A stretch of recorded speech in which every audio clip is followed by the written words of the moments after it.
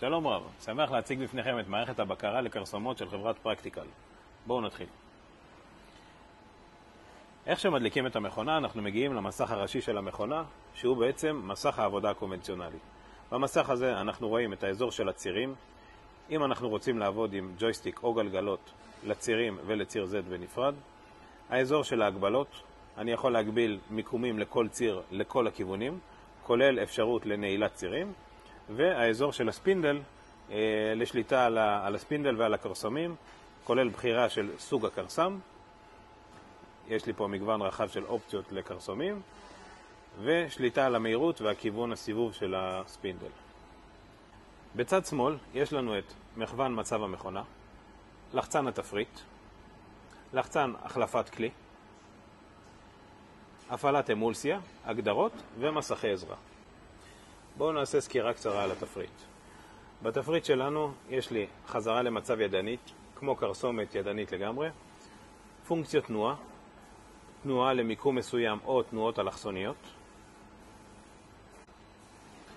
פונקציות הברגה, אני יכול לבצע הברגה או עם מברז או עם סכיני הברגה חיצוני או פנימי, פונקציות קדיחה בכל מיני צורות או במעגלים, ריבועים וכן הלאה,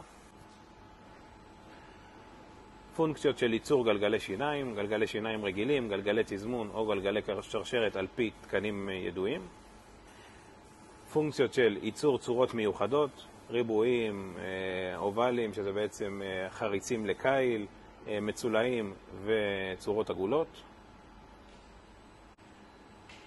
ויש לי גם אפשרות לעשות פרופיל הישר מהסרטוט, איזה פרופיל שאני רוצה, אני יכול לצייר פה ישר במכונה. בואו נעשה הדגמה של פונקציית הברגה עם מברז. כאן אני צריך לבחור אם זה מברז ימני או שמאלי, מה הפסיעה של המברז, ומה הגובה המינימלי, כמובן על פי מה שרשום פה.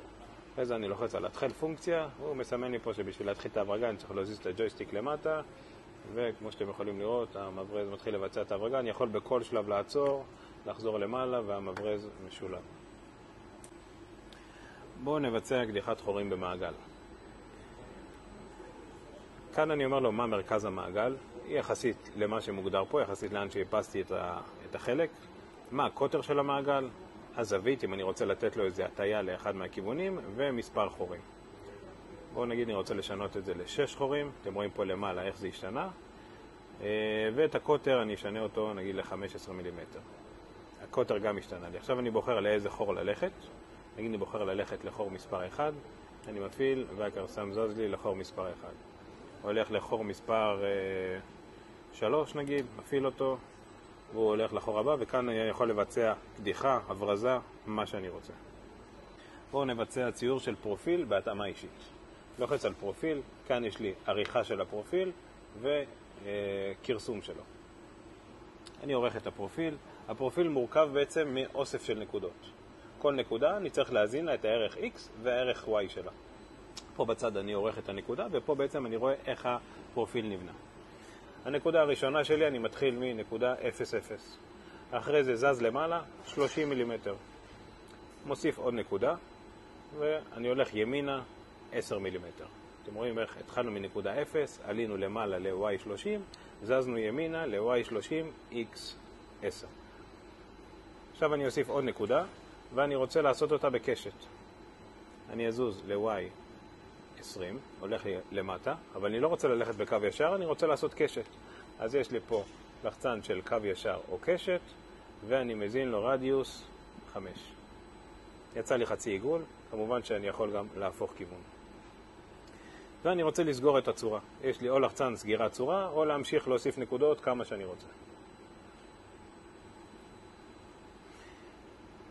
עכשיו אני לוחץ אישור, וחזרנו כמו בדיוק בצורות המוכנות מראש, ועכשיו זה הצורה שלי. אותו דבר, קרסום שטח, עם אופסט מסוים, קרסום עם ירידה בציר Z, וקרסום פיניש. כמובן שאני יכול לבחור את הכיוון, אם אני רוצה לקרסם ימינה או לקרסם שמאלה, אני צריך ללחוץ על חישוב ולהפעיל את הפונקציה.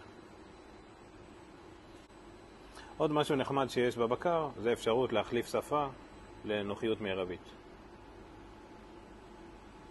בהצלחה.